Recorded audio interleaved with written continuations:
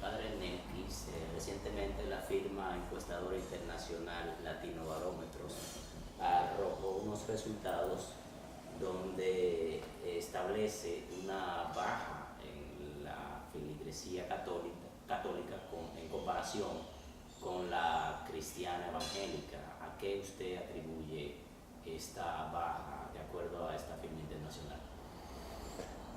Bueno, esto es una pregunta siempre muy difícil, sobre todo de responder de frente a una encuesta, porque estas encuestas nunca se tiene certeza de dónde salen, quién las elabora verdaderamente, a quiénes han abordado. Yo, por ejemplo, no fui encuestado, o sea que siempre hay un margen.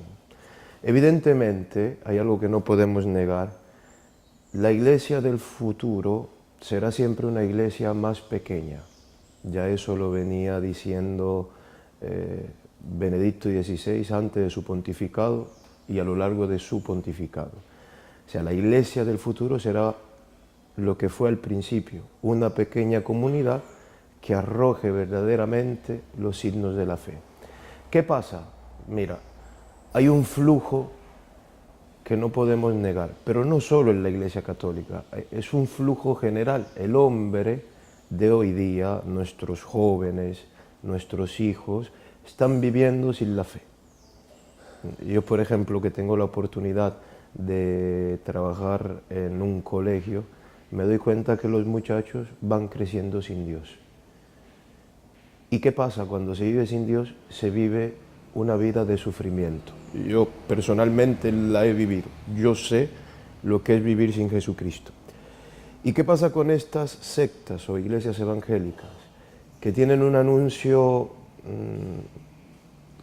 ¿cómo decir?, dulzón del Evangelio? Un anuncio que dice lo que el hombre actual. El hombre actual no le gusta sufrir. El hombre actual no le gustan los compromisos serios o meter la vida en riesgo al punto de cambiar y renunciar a tantas cosas. Entonces, como cada uno de ellos, que no llevan una línea compacta o uniforme, cada quien aprende a decir al otro lo que quiere escuchar, evidentemente van teniendo un suceso, van teniendo un éxito. Pero pienso que es algo general, también a ellos les sucede, ¿no? Ya son menos los que se consagran, son menos los que se congregan. Y son muchas las iglesitas que se van cerrando también. Yo recuerdo de donde soy, en la casa de mis padres, alrededor teníamos como 7 iglesias. Cuando fui en Navidad ahora a visitar a mis padres, queda una, ¿no? Va menguando, evidentemente. En cuanto al caso nuestro, vuelvo y repito, por eso nosotros venimos trabajando un nuevo tipo de eclesiología. Hubo un momento en que Dios quiso que la iglesia fuera una iglesia masiva, fuera una iglesia abundante. Y al ser grande, pues evidentemente muchos signos, muchos milagros, muchos portentos dejaron de percibirse. Y Dios nos va llevando de nuevo a los orígenes, ¿no? Va preparando a su iglesia a ser esa pequeña comunidad que siempre ha sido llamada a ser tal. Una pequeña comunidad donde se den verdaderamente los signos de la fe. Será una iglesia menos poderosa, será una iglesia menos militada, pero una iglesia que viva seriamente el encuentro con Jesucristo. Pero esto de las encuestas, yo también tengo en mano encuestas nuestras, viendo los sacramentos.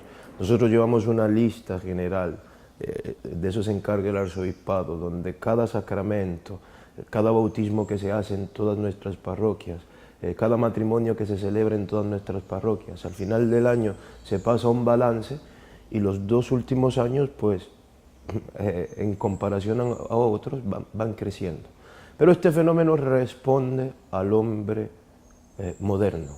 El hombre moderno no es un hombre religioso, es un hombre aburguesado que lo que busca es un bienestar de vida. ¿Usted entiende que una iglesia pequeña, o sea que cada día más la iglesia se está poniendo pequeña? O sea, de alguna forma le estaríamos dando la razón a esta encuesta. No vamos a decir que a ciencia cierta sí lo es, pero con su respuesta de decir que como decía el anterior el Papa Benedicto XVI, la iglesia cada vez más se va poniendo pequeña. Es una realidad, pero también hay que saber leer los signos de los tiempos, porque Dios es quien hila y va llevando la historia. Y la historia no tiene luz y no se comprende si no es de frente a la forma en que actúa Dios. ¿Dios qué hace para hacer una historia de salvación? No eligió un gran pueblo, un pueblo poderoso. Al contrario, el pueblo que Dios elige en los inicios de la historia de salvación es un pueblo pequeño. Y la iglesia primitiva era un pequeño grupo de cristianos en medio de un mundo pagano muy parecido al actual, que con una vida auténtica, una vida totalmente unida a Jesucristo, pues transformó la humanidad. Entonces es verdad que será una iglesia más pequeña, evidentemente. Miremos nuestras familias, nuestros hijos ya no se bautizan, ya no van al catecismo, no hacen la primera comunión. Hay una generación que ha vomitado la fe y se ha alejado a pasos agigantados de Dios. Y poco a poco irá pasando, ahora lo percibimos menos porque todavía nuestras misas están llenas, pero también llegará el fenómeno que vemos en Europa, donde se han cerrado muchas iglesias, donde la iglesia católica ya es un puñado de gente pequeño, etc. Será una iglesia, como te decía, sí pequeña, pero más santa, más purificada, con más signos y más milagros. Y será una iglesia que al final de los tiempos ya, hará presente el amor y la fragancia de Cristo en un mundo pagano y lejos de Dios como este. Hace unas 4 semanas estuvo acá un pastor internacional con una fama mundial, T.B. Joshua. Y a raíz de esa visita de él acá se armó todo un arco iris de preguntas y de opiniones diversas sobre los milagros. ¿Qué opinión le merece a usted los milagros? Bueno, Jesucristo hizo milagros. Si leemos todas las Sagradas Escrituras, veremos que están llenas de milagros y portentos, si queremos. Llega un momento, sobre todo en el Nuevo Testamento, que los milagros físicos desaparecen. Porque aparece en la Iglesia el milagro más grande de todos, que es el milagro moral. Yo soy rector de un santuario arquidiocesano, donde la gente viene muchas veces dentro de nuestra mentalidad y religiosidad en busca de un milagro físico, que son importantes, muchas veces Dios los concede, pero no son lo que determinan la grandeza de Dios. O sea, el milagro más grande es el milagro moral. Yo he visto a un hombre salir del alcoholismo, cambiado por la palabra. Yo he visto a un marido dejar golpear a su mujer, porque la palabra le ha transformado. Pon que este hombre que golpeaba a su mujer era manco, y T.B. Joshua le arregla la otra mano. Vamos, ahora que le va a dar trompa a la mujer, tiene 2 manos. O sea, el verdadero milagro es que este hombre se encuentre con Jesucristo al punto que le transforme. Lo de manco, ciego, cojo, no, es indiferente. Pero que tenga dentro un milagro verdadero, o sea, un cambio radical de vida profundo, que es lo que verdaderamente hace sufrir al hombre, que es lo que verdaderamente le puede. Yo físicamente tengo ciertas enfermedades y debilidades, pero el milagro más grande de mi vida fue poder perdonar a mi papá. Yo desde niño odié profundamente a mi papá, por la vida que llevó, por la vida que tuvo, qué sé yo, el diablo siempre mete mentiras. Yo contemplaba los sufrimientos de mi madre, los sufrimientos que venían con sus adicciones al juego, al alcohol, y yo fui creciendo con el odio dentro. Y el gran milagro de mi vida, el milagro en el que se apoya mi sacerdocio, mi vida cristiana, es no odiar. Yo miro a mi padre y no le odio. Entonces, ¿por qué en la iglesia esos milagros fascinantes que nos gusta, y este hombre se metió en un estadio y la gente, no lo tenemos? Porque en sí no son los más importantes. Pero si quieren ver milagros, pues yo te presento a José, que era ladrón y nos roba, Te puedo hablar de María, de Paula, de mi comunidad, que era prostituta, ya no lo es. Te puedo hablar de milagros auténticos, he visto, hermano, perdonar lo imperdonable, apoyado en la palabra. O sea, milagros, a miles, siempre. ¿Se pueden considerar milagros o un cambio de conducta en el ser humano que entiende que debe darle un cambio a su vida? ¿O usted lo considera como un milagro? El hecho de que una persona antes tenía una conducta de delincuente y que a partir de que entró a la iglesia ya no lo es. ¿Usted lo considera como un milagro? Pero que este es el verdadero milagro. Es el milagro, es el milagro moral.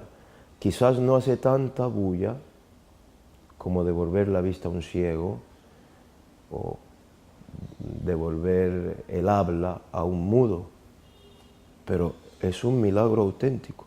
No sé si tú te has encontrado en una situación de esclavitud. Yo quería no odiar, pero no podía. ¿Y por qué es un milagro? Porque yo estaba condenado a odiar a mi padre toda mi vida.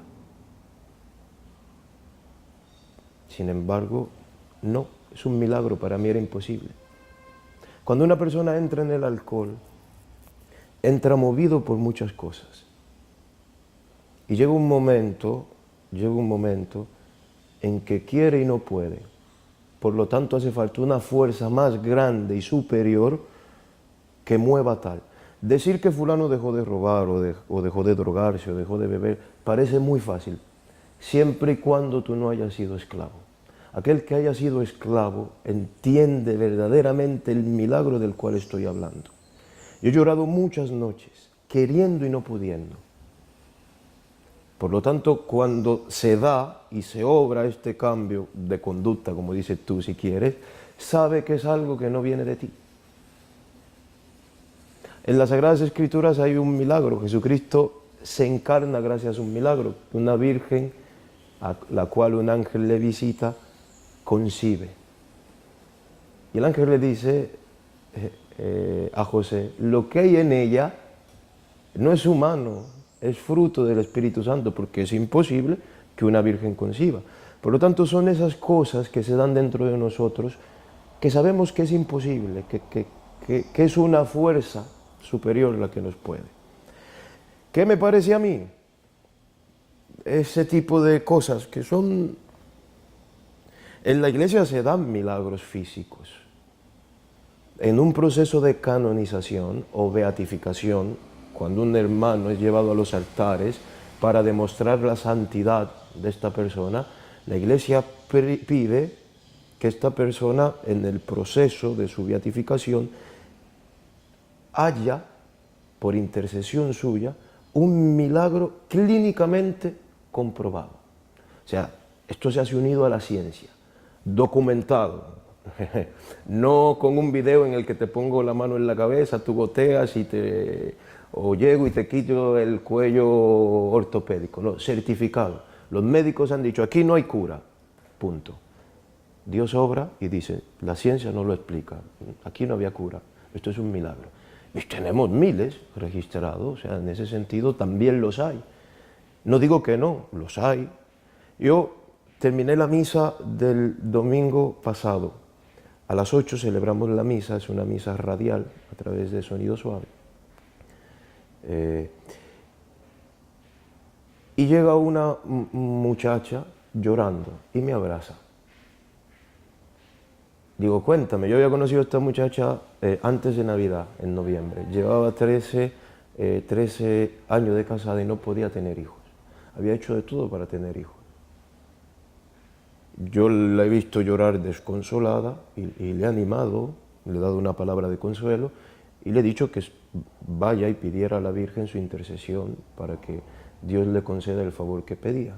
Y esta viene abrazándome y me dice, padre, usted es un profeta. ¿Y por qué? Pues estoy embarazada. Y él de aquí, si quiere, bueno, ahora no sé si pueda venir, trabaja en el aeropuerto. Pero yo soy T.B. Joshua, no. Es un gran milagro. Sí, si queremos.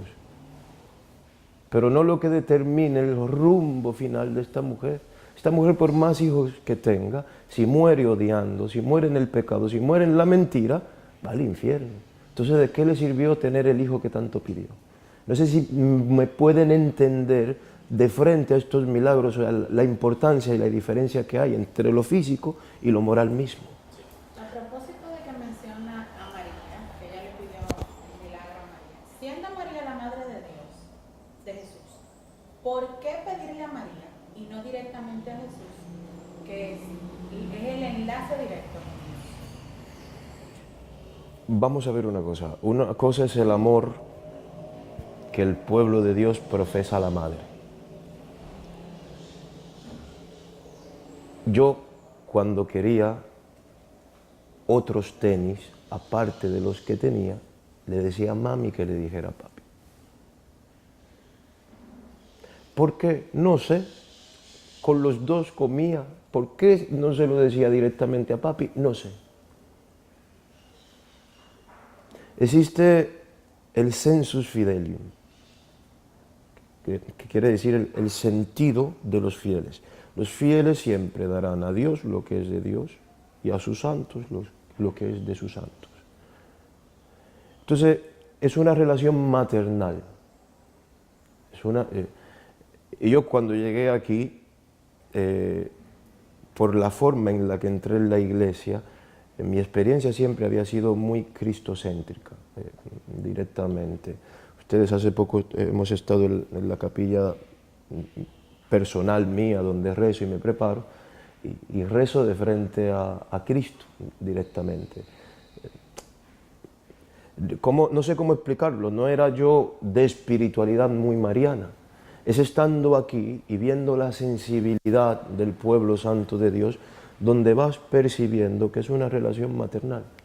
Mamá, habla con papá y dile que me ayuda. O ya se lo pedí a papá, que es lo que muchas veces se da. O sea, porque ¿quién entra en la conciencia del que viene a rezar?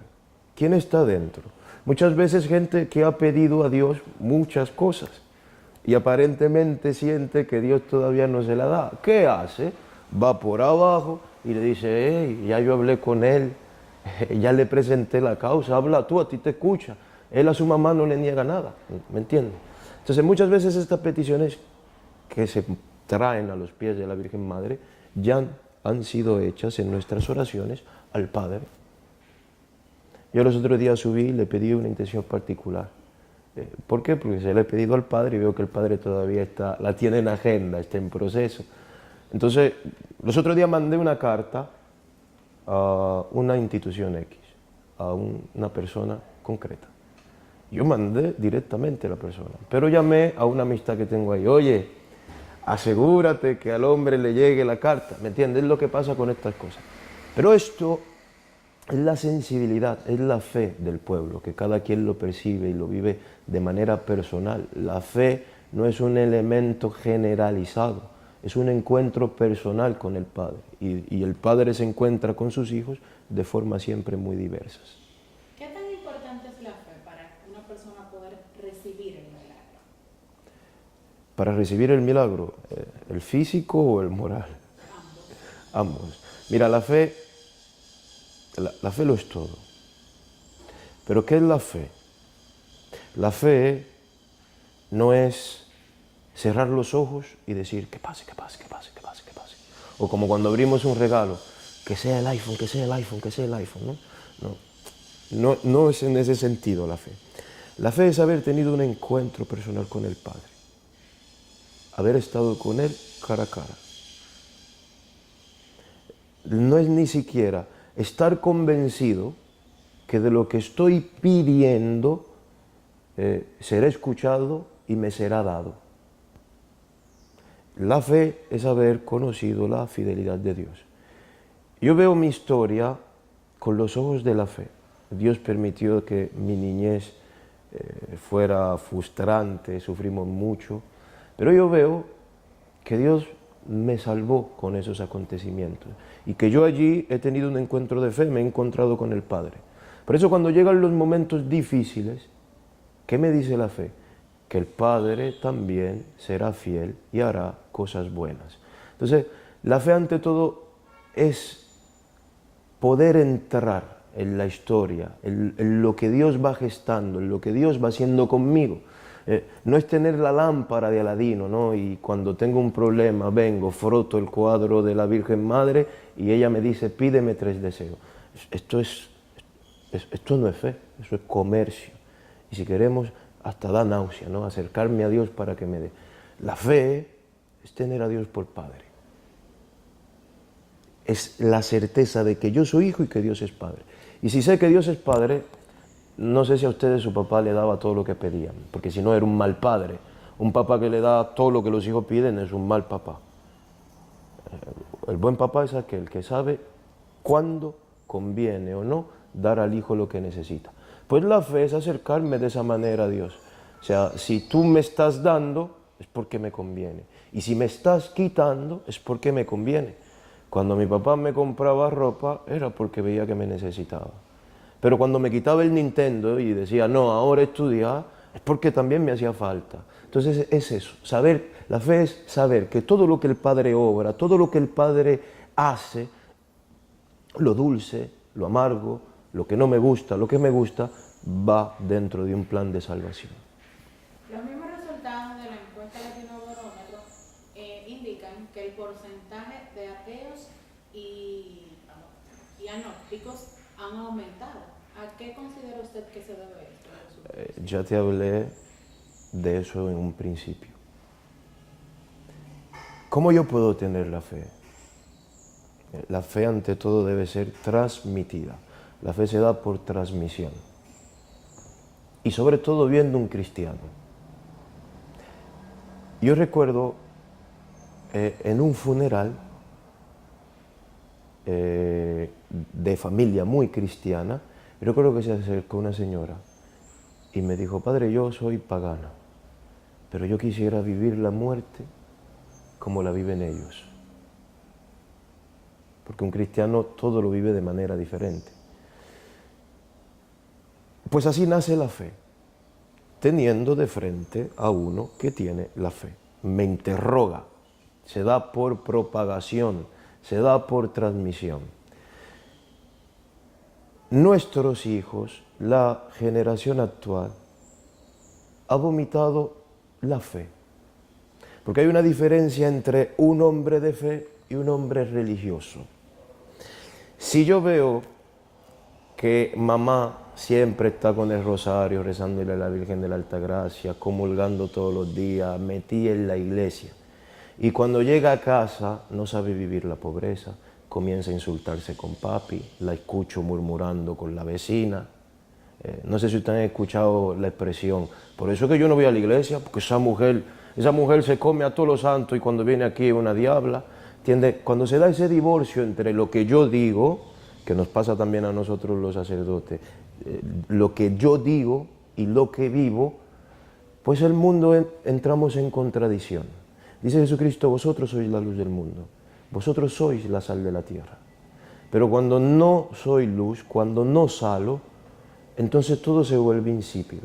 ¿Qué ha pasado con estas generaciones? Que venimos y somos hijos de unas generaciones de cristianos religiosos, sí, con una vida religiosa, sí, pero que no ha vivido radicalmente el Evangelio, que habla que Dios es un Padre bueno, que Dios provee, pero los hijos crecieron viendo a los papás todos los días hablando de dinero y preocupados porque no lo tenían. Entonces, ¿qué ha pasado con esta generación? Que ha vomitado. Pregunta de mi parte. Usted dice que las últimas generaciones como que se han alejado un poquito de la iglesia, no necesariamente de Dios. ¿Qué entiende usted? ¿Usted entiende que la iglesia necesita una reestructuración para impedir eso, que las últimas generaciones se alejen de la iglesia? Pero ¿quién es la iglesia? Tú eres católico. Tú eres católica. Yo soy católico. Yo soy la iglesia. ¿Cuál es el problema de la iglesia? Que no tiene un plan de evangelización, que no tiene una organización. Son sus pecados. Si la gente se va de la iglesia, es por culpa de católicos como ella y católicos como yo. O sea, todos somos iglesia. ¿Y por qué la gente se queda? Cuando ve en ella un testimonio auténtico y cuando ve en mí un testimonio auténtico. ¿Le hace falta eso a la Iglesia Católica? ¿Lo tiene? ¿Lo tiene? Sí. Por eso todo esto que ustedes hablan de una iglesia que va menguando, no, Dios está purificando su iglesia. Y la iglesia resplandecerá, porque los poderes del infierno no la derrotarán, pero la está purificando de muchas cosas. La va purificando. Entonces, te decía, te hablaba del divorcio entre fe y vida, del cual los papas llevan mucho tiempo hablando. Cuando esto se da, nuestros hijos han vomitado la fe. ¿Y qué pasa? Que han comenzado a buscar la vida lejos de aquello que nuestros papás nos decían dónde estaban. Y han ido a los ídolos de este mundo. Y están bien de momento. Pero los ídolos de este mundo no dan la vida, ya enfermarán. De hecho, hay un grupo que viene regresando muy enfermo. Hay un grupo que viene regresando ya muy herido, porque pensaban que fuera iban a ser felices y no lo han sido. Yo no nací en la iglesia, yo sé lo que hay fuera de la iglesia. Yo conocí muchas cosas que el mundo ofrece y no me hicieron feliz. No arrancaron de mí el odio, no me dieron paz. Yo llegué a temprana edad a experimentar esto que ahora la psicología llama la depresión de los adolescentes. En mi tiempo no se entendía que un adolescente se deprimiera. Ustedes ven nuestros adolescentes con una inclinación suicida, con unas depresiones tremendas, unas ansias tremendas, unas enfermedades del alma y psíquicas inexplicables. Estamos viviendo lejos de Dios. Y ya, poco a poco, hay que esperar en el tiempo. Ya vendrán y Dios les sanará. Y brillará la gloria de Dios. Brillará la gloria de la Santa Madre Iglesia. A propósito de un tema que está en la palestra todavía, ¿considera usted que la Iglesia Católica debe aprobar el matrimonio gay? ¿El matrimonio? Gay. Vamos, esto no está es que no se puede ni discutir. O sea, que dos hombres o dos mujeres estén juntos, podemos llamar a eso matrimonio. Y no es cuestión de desprecio. Me libre Dios de juzgar y despreciar. Y si con estas palabras lo estoy haciendo, pues Dios lo tenga presente el día en que yo sea juzgado. Pero es que estamos hablando de algo abominable. El Papa Francisco ha sido un poquito, hasta cierto modo, tolerante en cuanto a eso. O sea, no es que lo tolera, pero tampoco lo repudia. Es que el término no sería tolerante. Tolerante no creo que sea el punto. Sí se ha pronunciado como padre. Yo tengo un familiar homosexual. Yo no le desprecio, al contrario, cuando miro su vida, lloro. Porque está equivocado, está en el error.